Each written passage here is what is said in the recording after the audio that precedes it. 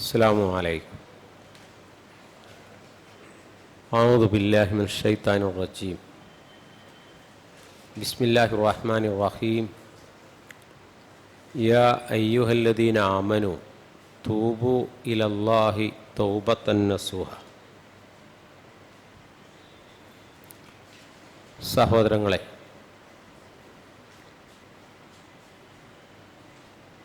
ഇസ്ലാമിലെ ഇബാദത്തുകൾ ഒക്കെ ചെയ്യാനുള്ളതാണ് ഇബാദത്ത്. നമസ്കാരം, സക്കാത്ത്, ഹജ്ജ്, ശാരീരിക അധ്വാനവും സാമ്പത്തിക മുതൽ മുടക്കും ഒക്കെ ഈ ഇബാദത്തിനൊക്കെ ഉണ്ട്. പക്ഷേ നോമ്പ് എന്ന ഇബാദത്ത് ചെയ്യാതിരിക്കലാണ്. നോമ്പിൽ ചെയ്യാനൊന്നുമില്ല.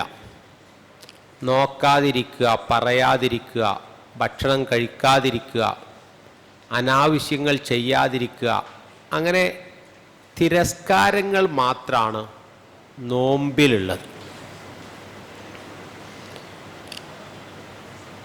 അപ്പോൾ ഈ തിരസ്കാരങ്ങളിലൂടെയാണ് നമ്മൾ പുരസ്കാരങ്ങൾ നേടിയെടുക്കേണ്ടത്. എന്ന് പറഞ്ഞാൽ എന്താണ് നോമ്പിലൂടെ നമുക്കുണ്ടാവേണ്ടത്? നമുക്കൊക്കെ അറിയാം. മനസ്സിൻ്റെ ശുദ്ധീകരണ പ്രക്രിയ. നിയന്ത്രണങ്ങൾ ശീലിച്ച് നിയമങ്ങൾക്ക് വിധേയമായി സൃഷ്ടാവിൻ്റെ ഉത്തമ അടിമയായി മാറുക എന്നതാണ് നോമ്പിലൂടെ നമ്മൾ നേടിയെടുക്കുന്നത്. അപ്പോഴാണ് നമ്മൾ പറഞ്ഞു തുടർന്നു വന്നിരുന്ന ഖൽബുൻ സലീമായ, ആരോഗ്യമുള്ള, മറ്റ് രോഗങ്ങളൊന്നുമില്ലാത്ത ആത്മാവിൻ്റെ ഉടമയായി മാറുക. അപ്പം നമ്മുടെ ജീവിതത്തിൽ അള്ളാഹു നമുക്ക് നിശ്ചയിച്ചിട്ടുള്ളത് മലക്കിൻ്റെ പ്രകൃതിയുമല്ല, മൃഗത്തിൻ്റെ രീതിയുമല്ല. നന്മയിലൂടെ മാത്രം ചലിച്ച് മുന്നോട്ട് പോകുന്ന മലായിക്കത്തിൻ്റെ പ്രകൃതിയല്ല, എന്നാൽ ആ ജീവിതചക്രത്തിൻ്റെ അപ്പുറത്തുനിന്ന് മാറി ചിന്തിക്കാൻ കഴിയാത്ത മൃഗീയതയുടെ സ്വഭാവത്തിലുമല്ല. രണ്ടിൻ്റെയും അപ്പുറത്തുള്ള മൂന്നാമത്തെ രീതിയാണ് മനുഷ്യരായ നമുക്ക് അല്ലാഹു നൽകിയത്. അപ്പം നോമ്പ് നമ്മളെ പാകപ്പെടുത്തിയെടുക്കുന്ന മനസ്സിൻ്റെ വിശുദ്ധിക്ക് നമ്മൾ ചിന്തിക്കേണ്ട ചിന്ത എന്താണെന്ന് ചോദിച്ചാൽ, ഇപ്പോൾ അല്ലാഹു കൽപ്പിച്ച വല്ലതും ഇനി ഞാൻ ചെയ്യാൻ ബാക്കിയുണ്ടോ? അള്ളാഹും റസൂലും വിരോധിച്ച വല്ലതും എൻ്റെ ജീവിതത്തിൽ വന്നു പെടുന്നുണ്ടോ? ഈ രണ്ട് ചിന്തകളെ ആണ് നമ്മുടെ നോമ്പിലൂടെ നമ്മളെ ബാക്കിയാക്കേണ്ടത്. അതുകൊണ്ടാണ് റസൂലുള്ളാഹി സ്വല്ലല്ലാഹു അലൈഹി വസല്ലം നമ്മളോട് പറഞ്ഞത്, നോമ്പ് ഒരു പരിചയാണ്. അസിയാമു ജുന്നത്തുൻ. പരിച എന്ന് പറയുന്നത് യുദ്ധത്തിൽ ശത്രുവിൻ്റെ വെട്ടും കുത്തും തടുക്കാനുള്ള ഒരു ആയുധമാണ് പരിച. നമ്മളിപ്പോൾ ഏത് യുദ്ധമുഖത്താ നോമ്പ് പരിചയാകുന്നത്? നോമ്പാണ്ട് കഴിഞ്ഞാൽ പിന്നെ നമ്മുടെ നാട്ടിൽ അൺലിമിറ്റഡ് തീറ്റയും അൺലിമിറ്റഡ് ഡാറ്റയാണ്. ഇപ്പോൾ കണ്ടില്ല നിങ്ങൾ, പിന്നെ അങ്ങനെയാണല്ലോ, അൺലിമിറ്റഡ് നെയ്ച്ചോറും കോഴിക്കറിയും ബോർഡാണത്. അൺലിമിറ്റഡ് തേങ്ങാച്ചോറും കറിയും. അപ്പോൾ പിന്നെ ഇനി നമുക്ക് വരുന്ന അൺലിമിറ്റഡാണ്. ഇപ്പോൾ മൊബൈലിലൊക്കെ വളരെ കുറച്ച് ആളുകൾ ഉപയോഗിക്കുക. നോമ്പ് കഴിഞ്ഞാലോ അൺലിമിറ്റഡ് ഡാറ്റയാണ്. അപ്പം നോമ്പ് നമുക്ക് പരിചയമായി നിൽക്കുന്ന എന്തിനാണ്? തിന്മയിൽ നിന്ന്, അത്യാഗ്രഹങ്ങളിൽ നിന്ന്, അനാവശ്യങ്ങളിൽ നിന്ന്, ഇതിൽ നിന്നൊക്കെ നമ്മളെ തടഞ്ഞു നിർത്താനുള്ളതാണ് നോമ്പെന്ന പരിച. ആ പരിച നമ്മൾ നേടിയെടുത്തിട്ടുണ്ടോ? നേടിയെടുക്കണമെങ്കിൽ എന്ത് വേണം? ആദ്യം നമ്മുടെ മനസ്സിൽ സംഭവിച്ചു പോയിട്ടുള്ള പാപങ്ങളുടെ കറകളെ തുടച്ച് നീക്കണം. ആ കറകൾ തുടച്ച് നീക്കുമ്പോഴാണ് ഒരു പുതുമയും നവചൈതന്യവും ആത്മീയമായ മുന്നേറ്റവും നമ്മുടെ മനസ്സിന് നേടിയെടുക്കാൻ കഴിയുക. അതിനാണ് ഇസ്ലാം തൗബ വെച്ചിരിക്കുന്നത്. പിന്നെ വിഷയത്തിൻ്റെ മർമ്മം അവിടെയാണ്. എന്ത്? കൽബുൻ സലീമായ ഒരു ഹൃദയം നമുക്ക് ഉണ്ടാവണമെങ്കിൽ ആ കൽബിൽ പണ്ടേക്ക് ക്ലാവ് പിടിച്ച കറ പിടിച്ച കറകളെ മുഴുവൻ നമ്മൾ തുടച്ച് നീക്കണം. അത് നമ്മൾ ഇസ്ലാം വെച്ചിരിക്കുന്ന പരിഹാര മാർഗമാണ് തൗബ എന്ന് പറയുന്നൊരു സംഗതി. ഒരു ഉദാഹരണം പറയാം. നബിയുടെ ഒരു സഹാബി ജീവിതത്തിലെ ഒരു സാഹചര്യത്തിൽ ഒരു സ്ത്രീയുമായി അവിഹിതമായി ബന്ധം ചാർത്തി. ആ ഒരു ലൈംഗിക ആവേശത്തിൽ മതത്തിൻ്റെ നിയമങ്ങൾ തൽക്കാലം മറന്നുപോയി എന്നർത്ഥം. മനസ്സ് അത് കുറ്റപ്പെടുത്തിക്കൊണ്ടേയിരുന്നു. എന്നാലും അത് ചെയ്യേണ്ടി വന്നില്ലേ? അത് ചെയ്തല്ലോ. പരലോകത്ത് പടച്ച റബ്ബ് പിടികൂടുന്നതിന് മുമ്പ് ഇഹലോകത്തതിന് ശിക്ഷ വെച്ചിട്ടുണ്ടല്ലോ. ഇത് 4 സാക്ഷികളില്ല. ആളുകളാരും പിടികൂടി ജുഡീഷ്യറിയുടെ മുമ്പിൽ ഹാജരാക്കിയതല്ല.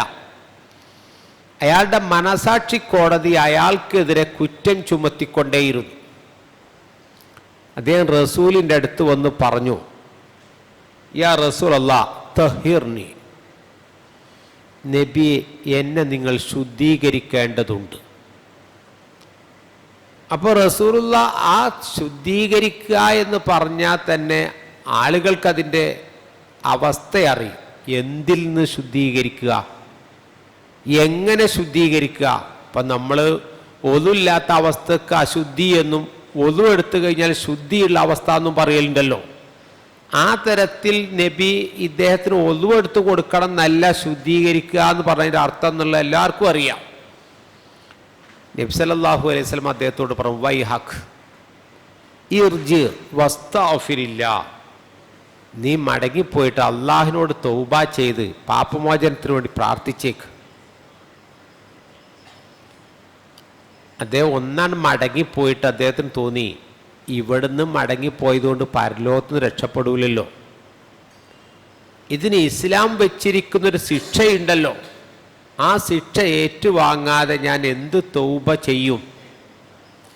2ഉം 3ഉം വട്ടം തിരിച്ച് നബിയുടെ അടുത്ത് വന്നപ്പോഴും മടങ്ങിപ്പോകാൻ റസൂൽ ആവശ്യപ്പെട്ടിട്ട് 4ാമത്തെ പ്രാവശ്യം വന്നപ്പോൾ നബി വീണ്ടും ചോദിച്ചു, എന്തിൽ നിന്നാണ്? ഫീമ ഉതഹിറുഖ്, എന്തിനാണടാ എന്നെ ഞാൻ ശുദ്ധീകരിക്കേണ്ടത്? എന്താ എൻ്റെ പ്രശ്നം? അപ്പോൾ അദ്ദേഹം പറഞ്ഞു, നബിയെ വ്യഭിചരിച്ചു പോയി എന്നുള്ള കുറ്റാണ് ഞാൻ ചെയ്ത്. അതിന് പടച്ച റബ്ബ് നിശ്ചയിച്ച ശിക്ഷ നടപ്പാക്കണം. നിങ്ങൾ ആലോചിച്ച് നോക്കൂ, ഒരു മനുഷ്യൻ ജീവിതത്തിൽ കുടുങ്ങിയിട്ട് ആത്മഹത്യ ചെയ്യുന്ന അവസ്ഥ നമ്മൾ കേൾക്കാറുണ്ട്. രോഗം കൊണ്ട് ബുദ്ധിമുട്ടായിട്ട് പരിഹാരമില്ലാതെ ഉഴലുമ്പോൾ ചിലപ്പോൾ ദയാവധത്തിന് അപേക്ഷ കൊടുക്കാറുണ്ട്. ഇത് നല്ല ആരോഗ്യമുള്ള ആവേശമുള്ള പ്രായത്തിൽ സംഭവിച്ചു പോയൊരു തെറ്റ് മനസ്സിൽ അത് വലിയ പ്രയാസങ്ങൾ ഉണ്ടാക്കിയിട്ട് അതിൽ നിന്ന് മോചനം കിട്ടാൻ തൻ്റെ ഉയിര് കൊടുക്കണമെങ്കിൽ, തൻ്റെ ജീവൻ സമർപ്പിക്കണമെങ്കിൽ സമർപ്പിക്കാമെന്ന് ചിന്തിക്കുന്ന ഒരു മനസ്സാലോചിച്ച് നോക്കുങ്ങൾ. എന്നിട്ട് അദ്ദേഹത്തിൻ്റെ ശിക്ഷ നടപ്പാക്കി കഴിഞ്ഞപ്പോൾ റസൂലുള്ളാഹി സ്വല്ലല്ലാഹു അലൈഹി വസല്ലം പറഞ്ഞു, എന്ത്? നിങ്ങൾ അദ്ദേഹത്തിന് വേണ്ടി പാപമോചനം തേടണം. ഒരാൾ മരിച്ചു കഴിഞ്ഞാൽ മയ്യത്ത് നിസ്കരിക്കുമ്പോൾ അല്ലാഹുമ്മ ഗ്ഫിർ ലഹു വർഹംഹു എന്ന് നമ്മൾ പറയല്ലോ. ശിക്ഷ നടപ്പാക്കിയ ആൾ മരിച്ചുപോയി, അയാൾക്ക് വേണ്ടി നിങ്ങൾ പാപമോചനം നടത്തണം എന്ന് പറഞ്ഞാൽ പിന്നെ എന്താന്ന് ആളുകൾക്ക് അറിയല്ലോ. അപ്പോൾ സഹാബത്തിനൊരു സംശയം, ഒരു വ്യഭിചാരക്കുറ്റം ഹറാമ് ചെയ്തിട്ട് അതിൻ്റെ ശിക്ഷ നടപ്പാക്കിയൊരു മനുഷ്യന് ഇനി നമ്മളിപ്പോൾ അസ്താഫിറുല്ലാ എന്ന് പറഞ്ഞിട്ട് കാര്യമുണ്ടോ? നമ്മളിപ്പോൾ ഒരു വെറുംപടി എടുക്കണോ? നമ്മളിപ്പോൾ അങ്ങനെ അസ്താഫിറുല്ലാ എന്ന് പറഞ്ഞാൽ പിന്നെ അയാൾ തെറ്റ് ചെയ്ത ആൾക്കുള്ള ഒരു സമൂഹത്തിന് ഭ്രഷ്ട് ഇല്ലാതായി തീരുമോ? നബി സല്ലല്ലാഹു അലൈഹി വസല്ലമ പറഞ്ഞ വാക്ക് ലഖദ് താബ തൗബതൻ ലൗ ഖുസിമത് ബൈന ഉമ്മത്തിൻ ലവസിഅത്. അദ്ദേഹം ഉണ്ടല്ലോ ആ ചെയ്തു പോയ തെറ്റിന് പടച്ചറബിനോട് മാപ്പപേക്ഷിച്ച അപേക്ഷ ഈ സമുദായം മുഴുവൻ രക്ഷപ്പെടാൻ മാത്രമുള്ള തൗബ അദ്ദേഹം ചെയ്തിരിക്കുന്നു എന്നാണ്. അതാണ് അള്ളാഹു നമുക്ക് നൽകിയിട്ടുള്ള സംഗതി എന്നാണ് ഞാൻ സൂചിപ്പിച്ചത്.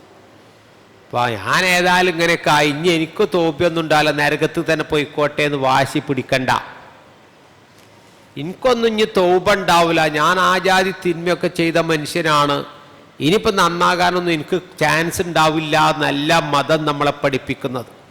എത്ര വലിയ അപരാധം ചെയ്താലും ചെയ്തല്ലോ റബ്ബേ എനിക്ക് പറ്റിപ്പോയി എന്ന് എൻ്റെ മനസ്സ് അവരോട് പറയുന്നുണ്ടോ, അവന് തൗബയുണ്ട് എന്ന് പടച്ച റബ്ബ് വിശുദ്ധ ഖുർആനിൽ ആവർത്തിച്ച് പറയുന്നുണ്ട്.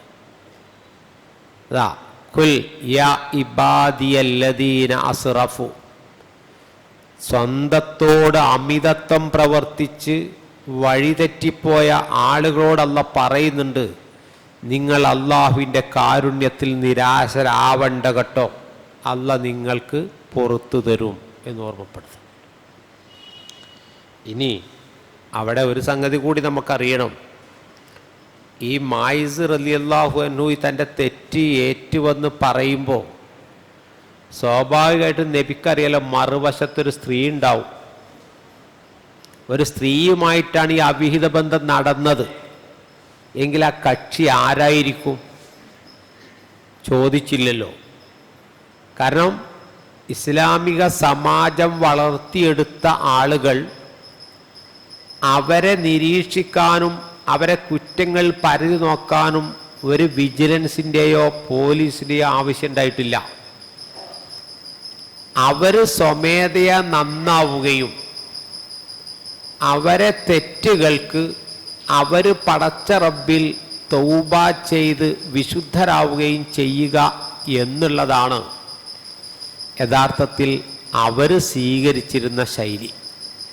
കുറച്ച് കഴിഞ്ഞപ്പോൾ ഒരു സ്ത്രീ നബിയുടെ സവിധത്തിലേക്ക് നടന്നു വരുന്നു. എന്നിട്ട് പറഞ്ഞു, നബിയെ, ഞാൻ വ്യഭിചാരത്തിലൂടെ ഗർഭിണിയായ പെണ്ണാണ്, എന്നെ ശുദ്ധീകരിച്ച് തരേണ്ടതുണ്ട് എന്ന്. നിങ്ങൾ നോക്കൂ, സംശയമില്ലാതിരിക്കാനാണ് നബിയോട് പറയുന്നത്, ഞാൻ ഗർഭിണിയാണ് എന്നുകൂടി വന്ന് പറയുന്നത്. അപ്പോൾ നബി ചോദിച്ചില്ല, ആരുമായിട്ടാണ് നിൻ്റെ ഈ ഇടപാട്? ചോദിച്ചില്ല. അപ്പോൾ റസൂലുള്ളാഹി ആ പെണ്ണോട് പറഞ്ഞ വാക്ക് ഫദ്ഹബി ഹത്താ തലിദി, നീ പൊയ്ക്കോ, ഗർഭിണിയല്ലേ, നിന്നെ ശിക്ഷ നടപ്പാക്കിയിട്ട് ആ ഗർഭസ്ഥ ശിശു നിരപരാധിയാണല്ലോ, നീ പോയി പ്രസവിച്ചോ, എന്നിട്ടൊക്കെ ആലോചിക്കുന്നതിനെക്കുറിച്ച്. വേണമെങ്കിൽ ആ പെണ്ണിനെ ആ പോക്കാട് പോയാൽ മതിയല്ലോ. നബി അന്വേഷിച്ച് ശിക്ഷ നടപ്പാക്കാൻ വേണ്ടി ആ പെണ്ണിൻ്റെ അഡ്രസ്സോ സംഗതി ഒന്നും വാങ്ങി വെച്ചിട്ടില്ല. പോയി ആ ചോര കുഞ്ഞിനെയുമായി ആ പെണ്ണ് നബിയുടെ സവിധത്തിലേക്ക് തിരിച്ചു വരുന്നുണ്ട്. അപ്പോഴും റസൂലുള്ളാഹി രണ്ടാമത് പറഞ്ഞു, ഫർലിഹി ഹത്താ, എത്രത്തോളം നീ പോയിട്ട് ആ കുഞ്ഞിന് മുല കൊടുത്ത് മുലകുടി കാലം അവസാനിക്കുന്നത് കഴിഞ്ഞ് തിരിച്ചു വരിക. കാലെത്ര പിടിക്കുങ്ങൾ ആലോചിച്ച് നോക്കി. പ്രസവം കഴിഞ്ഞ് വരാൻ പറഞ്ഞു, ആ പെണ്ണ് വന്നു. പിന്നെ വന്നപ്പോൾ പറയുന്ന വാക്ക്, നീ ആ കുഞ്ഞിൻ്റെ മുല കൊടുക്കുന്ന കാലം പൂർത്തീകരിച്ച് തിരിച്ചു വരിക. അതത്തുഹു ബിസ്സബി ഫീ യദിഹി കിസ്റത്തു ഖുബ്സി, ആ പെണ്ണ് പിന്നെ തിരിച്ചു വരുന്നത് തൻ്റെ കുഞ്ഞിൻ്റെ കയ്യിൽ ഒരു റൊട്ടിക്കഷ്ടവും കൊടുത്ത് ആ പെണ്ണ് തിരിച്ചു വരുന്നുണ്ട്. നിറം മുലകുടിയൊക്കെ മാറ്റി കുട്ടി ആഹാരം കഴിക്കാൻ തുടങ്ങി. ഇനി എൻ്റെ പേരിലുള്ള ശിക്ഷയ്ക്കുള്ള നടപടിയെടുക്കണം എന്നാവശ്യപ്പെടുകയാണ്. ഇവിടെയൊക്കെ നിങ്ങൾ ആലോചിക്കണം, പച്ചയായൊരു മനുഷ്യനെ ശിക്ഷയ്ക്ക് വിധേയനാകാൻ സ്വയം ഏറ്റുപോവാൻ, ഒരു ലഹരിക്ക് അടിമപ്പെട്ട് ഒരു തുണ്ടം കയറിലോ ട്രെയിനിൻ്റെ മുമ്പിലൊക്കെ ആത്മഹത്യ ചെയ്യുന്നതും ജീവിതം അവസാനിപ്പിക്കുന്നതും കേട്ടിട്ടുണ്ട്. കൊട്ടേഷൻ സംഘത്തിലെ മെമ്പറായി മാറാറുണ്ട്.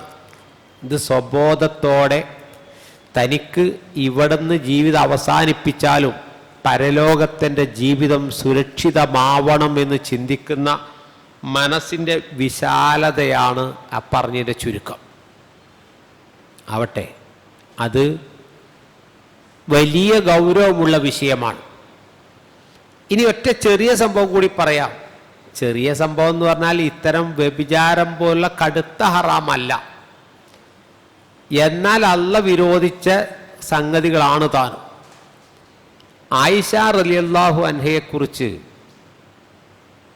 ഇസ്ലാമിൻ്റെ ദഅവത്തിനെ സ്റ്റക്കാക്കാൻ വേണ്ടി മുനാഫിക്കീങ്ങൾ ആസൂത്രണം ചെയ്തിട്ട് ഒന്നാണ് ലൈംഗിക ആരോപണ കഥ എന്ന് പറയുന്നത്. അതൊരു കഥയാണ്, സംഭവം ഉണ്ടായിട്ടില്ല. പക്ഷേ അബൂബക്കർ സിദ്ദീഖ് റളിയല്ലാഹു അൻഹുവിൻ്റെ വീട്ടിൽ തൻ്റെ ഉമ്മയുടെ സഹോദരി, ആ സഹോദരിയുടെ മകനായ മിസ്തഹ്, അപ്പോൾ ഇളയമ്മ മൂത്തമ്മമാർ മക്കൾ തമ്മിൽ ജ്യേഷ്ഠാനുജന്മാരാണ്. സിദ്ദീഖുൽ അക്ബറിൻ്റെ വീട്ടിൽ ജോലിക്ക് നിൽക്കലാണ് ഈ മിസ്തഹ് ഇബ്നു അസാസക്ക് പണി. അവിടെ ഈത്തപ്പന മരത്തിന് വെള്ളം മുക്കി നനച്ചും അങ്ങനെയൊക്കെ ജീവിക്കുക, അതിന് കൂലി കിട്ടും, ജീവിക്കുക. ആയിഷ ബീവിയെക്കുറിച്ച് ഇല്ലാത്ത ഈ അപരാധങ്ങൾ പ്രചരിപ്പിക്കുന്നതിൽ ഒരു കണ്ണി ഈ മിസ്തഹായിരുന്നു. അത് ചിലപ്പോൾ അങ്ങനെ പറയുന്നതിന് ഗൗരവം അറിയാത്തത് കൊണ്ടും എല്ലാവരും അങ്ങനെ പറഞ്ഞപ്പോൾ ഒരു ഹരായിട്ട് ഏറ്റു പറഞ്ഞതാവാം. അല്ലെങ്കിൽ നിങ്ങൾ ആലോചിക്കുക, അവനാൻ്റെ ബാക്കിയുള്ളതാണുള്ളത്. തൻ്റെ ഉമ്മാൻ്റെ ജ്യേഷ്ഠത്തിൻ്റെ മകളല്ലേ, അല്ലെങ്കിൽ സഹോദരിൻ്റെ മകളല്ലേ ആയിഷ ബീവി? അങ്ങനെ സംഭവം ഉണ്ടെങ്കിൽ പറയാൻ പാടുണ്ടോ? എന്നിട്ടല്ലേ ഇല്ലാത്തത് പറയൽ? അത് താൻ ചെലവിന് കൊടുക്കുന്ന മിസ്തഹാണിത് പറഞ്ഞതെന്ന് കേട്ടപ്പോൾ അബൂബക്കർ സിദ്ദീഖ് സ്വാഭാവികമായൊരു മനുഷ്യന്മാരുടെ പ്രതികരിച്ചു. എന്ത്? മിസ്തഹ് ഇതിൻ്റെ വീട്ടിൽ നിന്ന് ഇറങ്ങിക്കോ, ഞാൻ കുടുംബവും പറഞ്ഞ് ഇങ്ങോട്ട് വരണ്ട, ഞാൻ എന്നെ സഹായിക്കൂല, എൻ്റെ പണി ഇവിടെ ആവശ്യമില്ല. സ്വാഭാവികമായിട്ട് നമ്മളൊക്കെ വീട്ടിൽ പണിക്ക് വെക്കുന്ന ഒരുത്തൻ നമ്മളെ കുടുംബത്തെക്കുറിച്ച് പറയുമ്പോൾ നമ്മൾ ഇറക്കി വിടുന്ന രൂപം തന്നെ. അതിലിപ്പോൾ വലിയൊരു ചിന്തയൊന്നുമില്ല. സ്വാഭാവികമായിട്ടും വൈകാരികമായി മനുഷ്യന്മാരൊക്കെ അങ്ങനെ പറയും. പടച്ച റബ്ബ് ആയത്തിറക്കിയിട്ട് ചോദിച്ചു, മിസ്തഹിനെ പണിയിൽ നിന്ന് പുറത്താക്കി എന്നുള്ളത് മാത്രമല്ലല്ലോ, ഇനി അവനെ സഹായിക്കൂല എന്ന് ശപഥവും കൂടി ചെയ്തല്ലോ. അള്ളാഹ് ചോദിച്ചു, സൂറത്തു നൂറിൽ അള്ളാഹ് ആയത്തിറക്കി, അലാ തുഹിബ്ബൂന അൻ യഗ്ഫിറല്ലാഹു ലക്കും. നിങ്ങൾ ആലോചിച്ച് നോക്കൂ, അള്ളാഹ് പുറത്തു തരുന്നത് നിങ്ങൾക്ക് ഇഷ്ടമല്ലേ? എങ്കിൽ നിങ്ങളോട് തെറ്റ് ചെയ്താൽ നിങ്ങൾ പുറത്തു കൊടുക്കാൻ നിങ്ങൾക്ക് താല്പര്യമില്ലേ? നിങ്ങളോടൊരു തെറ്റ് ചെയ്ത് പുറത്തു കൊടുക്കാൻ നിങ്ങൾ തയ്യാറല്ല, നിങ്ങൾ അവനെ പിരിച്ചു വിടുകയാണ്. എന്നാൽ നിങ്ങൾ അള്ളാഹുവിലേക്ക് കൈ ഉയർത്തി ചോദിക്കും, റബ്ബേ തെറ്റായി പോയിട്ടോ മാപ്പാക്കണേ എന്ന് പറയുന്നതിൽ എന്ത് ന്യായമുള്ളത്? ഉടനെ അബൂബക്കർ സിദ്ദീഖ് പറഞ്ഞ വാക്ക്, ബല ഉഹിബ്ബു അൻ യഗ്ഫിറല്ലാഹു ലീ, പടച്ചോനാണേ അവരെനിക്ക് പുറത്തു തരണമെന്ന് എനിക്ക് ഇഷ്ടമുണ്ട്, അതുകൊണ്ട് ഞാൻ മാപ്പാക്കാം. മിസ്തഹിനെ തിരിച്ചു വിളിച്ച് പഴയ ആനുകൂല്യങ്ങളൊക്കെ തുടർന്ന് വീട്ടിൽ ജോലിക്ക് നിർത്തി. ആ മനസ്സൊന്ന് ആലോചിച്ച് നോക്കുങ്ങൾ. ജോലിക്കാളെ കിട്ടാത്തത് കൊണ്ടും വേറെ ആളെ ലഭിക്കാത്ത കാലത്തൊന്നും അല്ലല്ലോ അത്. യൂണിയനും സംഘടന ഉണ്ടാക്കി പിരിച്ചുവിടാൻ പേടിച്ചിട്ടും അല്ലല്ലോ അത്. അവർ പിറ്റിയത് നമ്മളെ കമ്പനി തുറക്കാനായിക്കൂല എന്നുള്ള ബുദ്ധിമുട്ടൊന്നും ആലോചിച്ചിട്ടല്ലല്ലോ. എൻ്റെ കുടുംബത്തെക്കുറിച്ച് ഇല്ലാത്ത കഥ പറഞ്ഞു കൊടുത്ത് നിൻ്റെ വീട്ടിൽ വേണ്ട എന്ന് തീരുമാനിക്കുന്നത് സ്വാഭാവികമായ സംഗതിയാണ്. പക്ഷേ നമ്മളോടൊരു തെറ്റ് ചെയ്തിട്ട് അത് മാപ്പ് കൊടുക്കാൻ കഴിയാത്ത നമ്മൾ പ്രപഞ്ചനാഥനോട് ഏതർത്ഥത്തിലാണ് മാപ്പ് ചോദിക്കുന്നത്? കാരണം ഭൂമിയുള്ള മനുഷ്യന്മാരെ കാണുകയും അവരോട് കരുണ കാണിക്കുകയും ചെയ്യാത്തൊരു മനുഷ്യന് കാണാത്ത ദൈവത്തെ സ്നേഹിക്കാൻ എങ്ങനെയാ കഴിയുക? അവിടെയാണ് ആ പറഞ്ഞതിൻ്റെ ചുരുക്കം. അപ്പോൾ അവിടെ എന്തുകൊണ്ടാണ് ഇങ്ങനെ സാധ്യമാകുന്നത്? നമ്മുടെ മനസ്സിൽ ഉണ്ടായിത്തീരേണ്ടത് ഇപ്പോൾ ചെയ്തു പോയ ചെറിയ കറകൾ, ചെറിയ പ്രയാസങ്ങൾ, തെറ്റുകൾ, ഇതിനൊക്കെ മനന്നൊന്ത് കണ്ണീരിനാൽ നമ്മൾ കഴുകി ശുദ്ധീകരിക്കേണ്ടതുണ്ട്. അതിന് ഒറ്റ സംഗതിയെ വേണ്ടു, ഒരുപാട് അധ്വാനമൊന്നുമില്ല. നമ്മൾ സാമ്പത്തികമായുള്ള ഇടപാടുകളിൽ കാണിച്ച കൃത്രിമമാണ് എങ്കിൽ, ഇപ്പം കൈക്കൂലി വാങ്ങിയതോ അല്ലെങ്കിൽ ഒരാൾക്ക് കൊടുക്കാനുള്ളത് കൊടുക്കാതായിപ്പോയതോ അത് വർഷങ്ങൾ കഴിഞ്ഞതൊക്കെ ആണെങ്കിൽ അതിന് വല്ല അഡ്രസ്സും രേഖയും നമുക്കുണ്ടെങ്കിൽ അത് തിരിച്ചു കൊടുക്കുക തന്നെ വേണം. അത് എത്ര വർഷങ്ങൾ കഴിഞ്ഞാലും ശരിക്ക് കൊടുക്കേണ്ടതിൻ്റെ ആനുപാതികമായ സംഖ്യയാണ്. എന്ന് പറഞ്ഞാൽ അന്ന് നമ്മൾ 100 രൂപയാണ് വാങ്ങിയതെങ്കിൽ ഒരു 30-40 കൊല്ലം കഴിഞ്ഞിട്ട് ആ 100 രൂപ കൊണ്ടേ കൊടുത്തിട്ട് അതിന് മൂല്യം ഉണ്ടാവില്ല. കാരണം അന്ന് 100 രൂപയ്ക്ക് എത്ര സ്വർണമായിരുന്നോ കിട്ടുന്നത്, ആ സ്വർണമാണ് ഇപ്പോൾ കൊടുക്കേണ്ടത്. കാരണം അതിൻ്റെ മൂല്യം അങ്ങനെയാണല്ലോ. ഇല്ലെങ്കിൽ പിന്നെ ആ കക്ഷി പൊരുത്തപ്പെടണം, എനിക്ക് നിങ്ങളൊന്നും തരണ്ട, നിങ്ങൾ എന്നോട് വന്ന് പറഞ്ഞല്ലോ അത് മതി എന്ന് പറഞ്ഞാലും തൗബയാവും. കാരണം മനുഷ്യർക്ക് ചില സംഗതികളൊക്കെ ഇടപാടുകളെക്കാൾ ഓൻ്റെ അടുത്ത് വന്ന് പറഞ്ഞല്ലോ, ഓനാണ് ചെയ്തെന്ന് എൻ്റെ അടുത്ത് പറഞ്ഞല്ലോ, മതി, എനിക്കത് മതി, അതുകൊണ്ട് തോട്ടെ എന്ന് പറയുന്ന ആളുകളുണ്ടാവും. ഇപ്പോഴൊക്കെ സോഷ്യൽ മീഡിയയിൽ കണ്ടില്ല, ഇത്ര രൂപക്ക് വേണ്ടി സോഷ്യൽ മീഡിയയിൽ പരസ്യം കൊടുത്ത ആളെ കണ്ടെത്താനുള്ള ഓട്ടങ്ങളൊക്കെ അങ്ങനെയൊക്കെ സംഭവിക്കും. കാരണം മനുഷ്യൻ ചിന്തിക്കേണ്ട സംഗതി നമ്മളുടെ തൗബ, നമ്മുടെ അള്ളാഹുവിലേക്കുള്ള മടക്കമാണ് തൗബ എന്ന് പറയുന്നത്.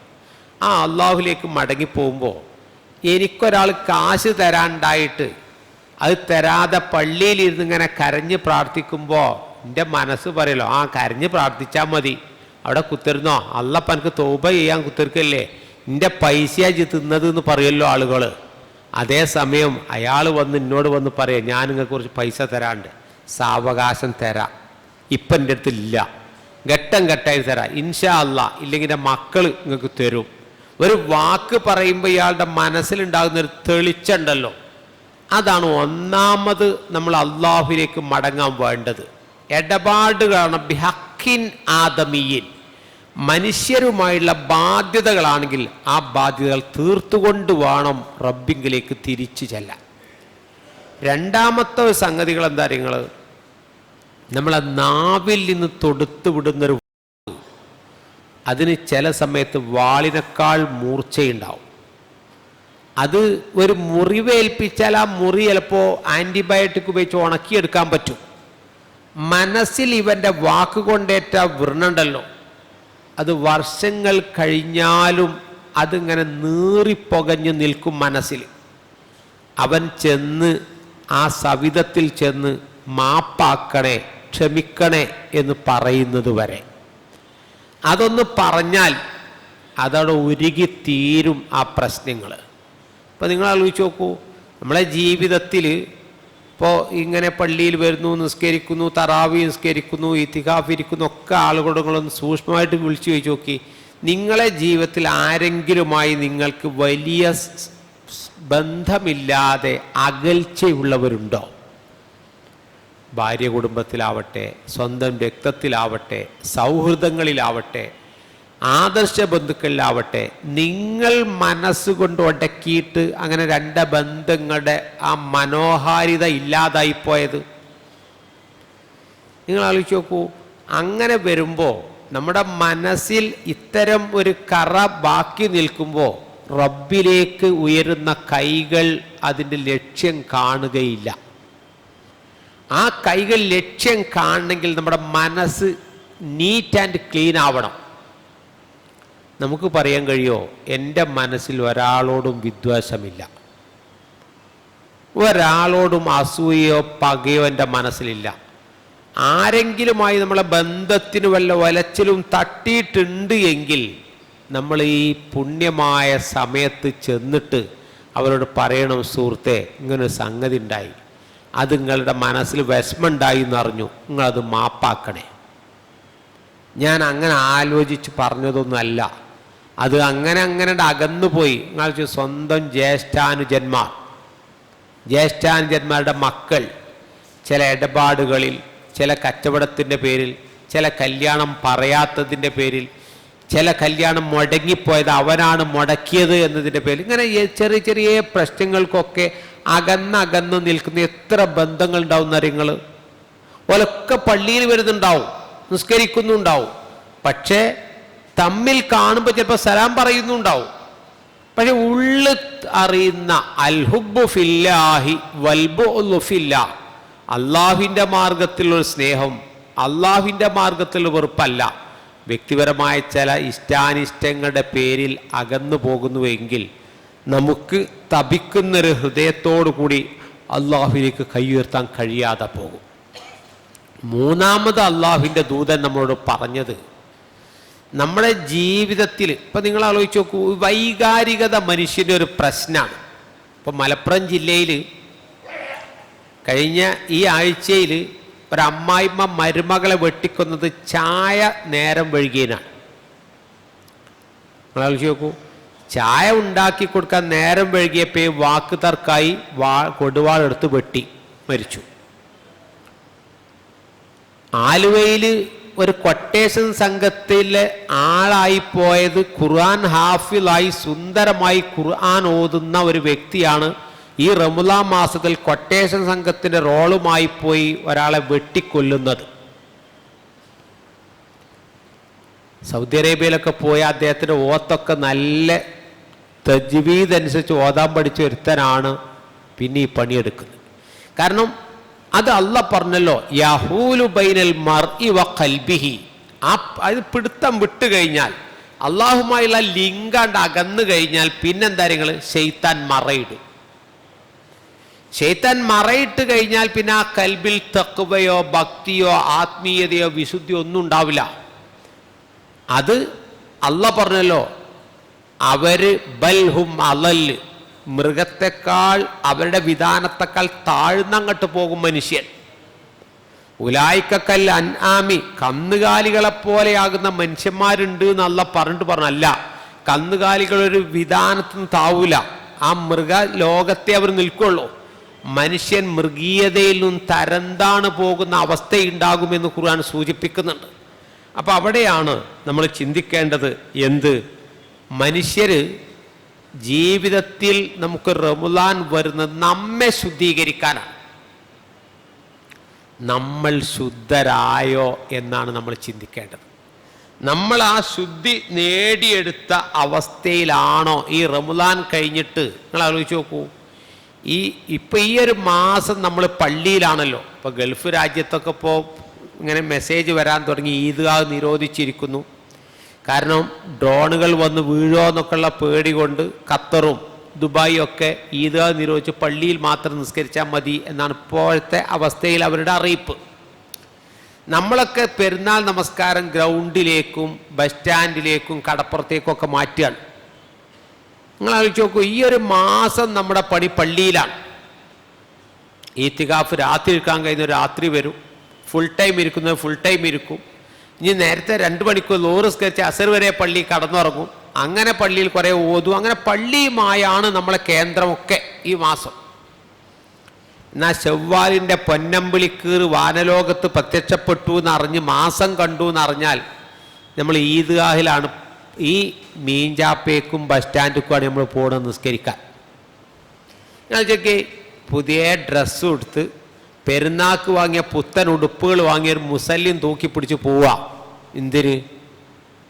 ഇനി നമ്മൾ വെള്ളിയാഴ്ച ആണെങ്കിൽ ജുമ നിസ്കരിക്കാൻ പറ്റുന്ന ഈ പള്ളിക്ക് തന്നെയാണ്.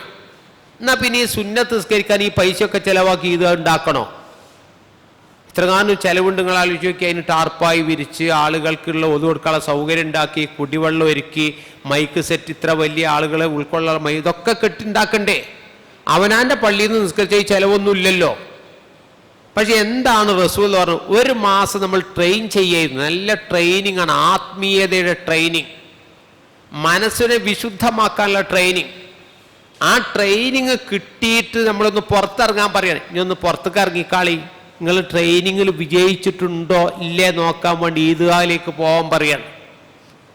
ആ ഈദ്ഗാഹിലെ ഡ്രസ്സ് തന്നെ ചിലപ്പോൾ നരകത്തേക്ക് പോകാനുള്ള ഡ്രസ്സാണെങ്കിൽ അവനാൻ്റെ മറക്കേണ്ട ഭാഗങ്ങളൊന്നും മറക്കാതെ തുറന്നിട്ടും ആളുകളെ കാണിപ്പിച്ചും ആളുകളെ വശീകരിക്കാനുള്ള നീയത്ത് വെച്ചൊക്കെയാണ് ഡ്രസ്സ് ധരിക്കുന്നതെങ്കിൽ 1 മാസത്തെ ട്രെയിനിങ് സ്വാഹ.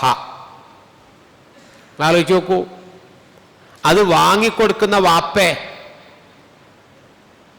ഇവിടെയുള്ള പ്രശ്നം സൂചിപ്പിക്കുന്ന എന്താണെന്ന് വെച്ചാൽ മനസ്സ് ക്ലീൻ ആകുന്നത് 1 ദിവസത്തേക്കല്ല, അടുത്ത 11 മാസത്തേക്കുള്ള ആത്മീയതയുടെ റീചാർജാണ് ഈ 1 മാസത്തിൽ ഉണ്ടാവേണ്ടത്.